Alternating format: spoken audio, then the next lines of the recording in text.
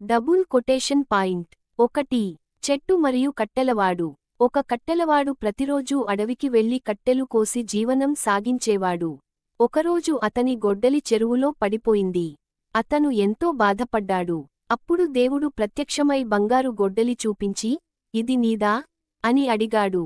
కట్టెలవాడు నిజాయితీగా, అది నాది కాదు, నా గొడ్డలి ఇనుపది అన్నాడు.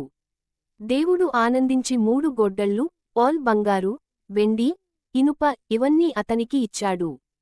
నీతి, నిజాయితీ ఎప్పుడూ ఫలిస్తుంది. కోతి 2.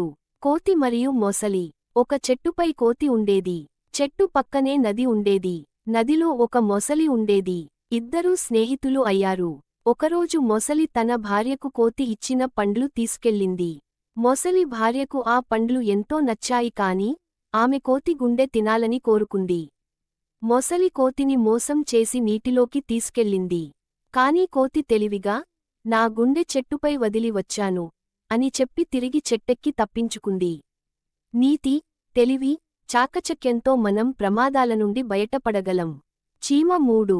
చీమ మరియు మిడత. చీమలు వేసవిలో శ్రమించి ఆహారం సేకరించాయి.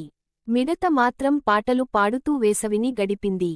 చలికాలం వచ్చేసరికి చీమల వద్ద ఆహారం ఉంది, కాని మిడత వద్ద ఏమీ లేదు. నీతి, కష్టపడినవారికి మాత్రమే ఫలితం దక్కుతుంది. పాయింట్.